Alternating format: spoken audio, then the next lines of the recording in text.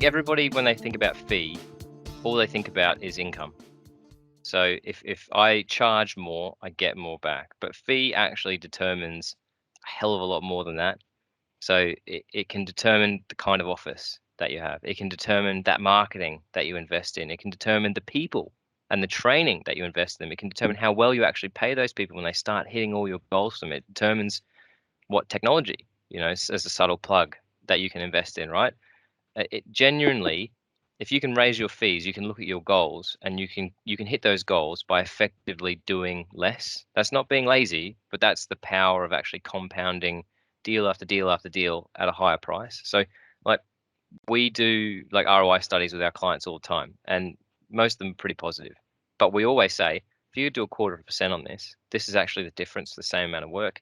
And that's suddenly where the penny drops about the value in charging a high fee. And if we come back to where we started this conversation about it being a stock crisis, right? If you can get back to doing those basics to start building that register up well, stock's still going to be tight. But when stock is tight, fees are more important than ever, right? Because if there's a smaller pie being passed around to everyone at the dinner table, you want a bigger piece of that pie. And genuinely the easiest way, and maybe it's simple, not easy, is to actually look at how you can increase your fees, right? If we talk about, there'll be agents watching this that think, I can't do that because, Barry up the road or whoever it is, their nearest competitor always just cuts and runs. That's what they do. Well, the reason why people are scrapping for fees or cutting and running is just easy, right? It doesn't require any planning. There's no strategy behind cutting your fee. There's no skill, right? You just keep cutting until someone says yes. And most of the time, that's not the person you want to work with anyway, because they're probably unmotivated. They've probably got a really high price, and that's just going to do you damage in the market. Whereas if you come back, you know your values, you know your fees, you're going to attract the best clients when you start getting back to those basics of marketing as well.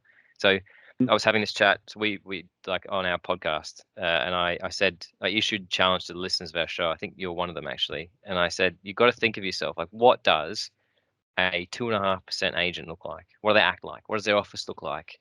How do they meet and greet their clients? Generally, how firm is their handshake? Are we handshaking or are we still over bumping these days? How often, coming back to the earlier point, how often are they communicating with their clients and with their database? How do they dress? What's their marketing strategy?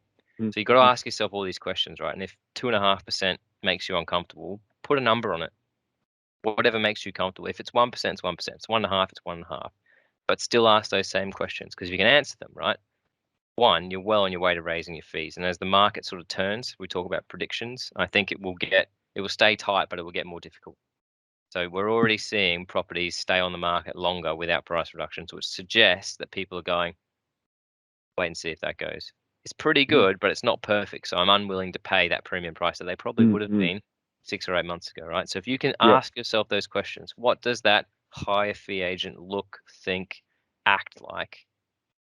You're going to be well on your way to raising your fees, and that is going to be a massive part of the success. If that pie stays small, you need a bigger part of it. Raising your fees is the simplest way to get there. Awesome, Sam. And Sam, I think that concludes our interview, and thank you so much for coming on the show. I really appreciate it. My pleasure. Thank you.